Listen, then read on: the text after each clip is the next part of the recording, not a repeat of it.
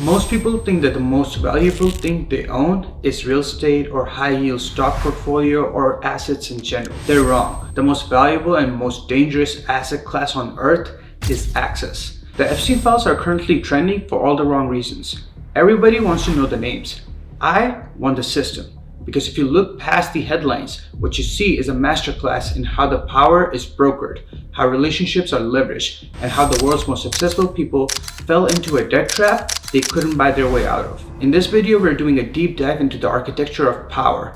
We're going to look at the ROI of high-level networking, the math of reputational risk, and exactly how you can build a massive network without falling into the proximity trap that's destroying some of the biggest names in finance and tech. If you want to understand how the world actually works behind closed doors, we need to look at the data. Let's look at this through a business lens. Why did brilliant people, royalties, CEOs, tech founders hang out with a guy who had no clear business? It's because Epstein wasn't selling a product. He was a social arbitrager. In business, an arbitrager finds a price difference in two markets and profits from the gap. In power, a broker finds two people who should know each other but don't, and he bridges that gap. To understand this clearly, we need to understand the value stack. There's a filter effect. Busy people hate cold emails. If a broker vouches for you, you skip the line. Then there's the safe space. Powerful people are always on. They are hunted by the press and the public. A broker provides a private, off-the-record, safe environment. And then there's the halo effect. If you're at a table with former president and a tech giant, the market assumes you belong there. Your social stock price triples overnight just by being in the same room. For many of these people, the return on investment for one weekend at a private island or a townhouse was a billion-dollar merger or a government contract. That's the high-yield part of the trade. But here's what they missed. The interest rate on those favors was compounding in the dark. In finance, we have debt. In power, we have obligations. When someone gives you access to a network for free, they're actually giving you a high-interest loan. In the Epstein Files, we see people receiving flights, dinners, and introductions. To a normal person, that's a gift. To a power player, that's a liability. Every unearned favor creates a social debt on your ledger. The person who gave it to you now owns a piece of your future yes. To understand this more, we need to understand the risk and reward. Scenario A, you build your own network slowly. It takes 10 years. You own nobody. Your equity is 100%.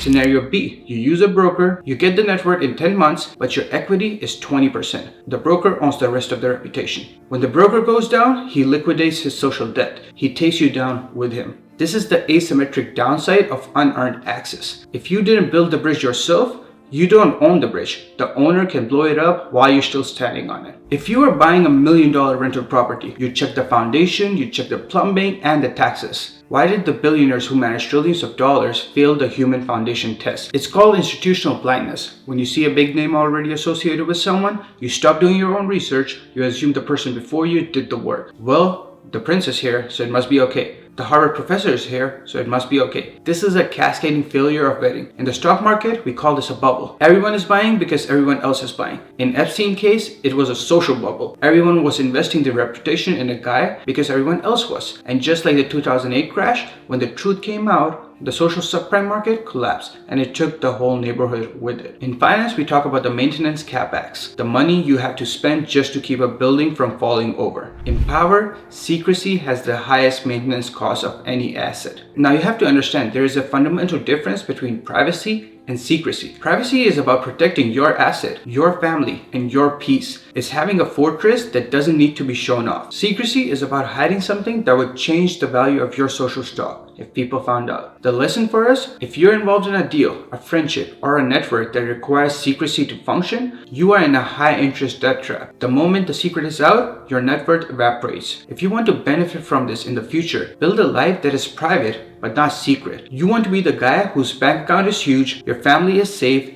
and whose business is quiet. But if a drone flew over your life tomorrow, it wouldn't find a single thing that could be used as leverage against you. Leverage is only effective against those who have something to hide.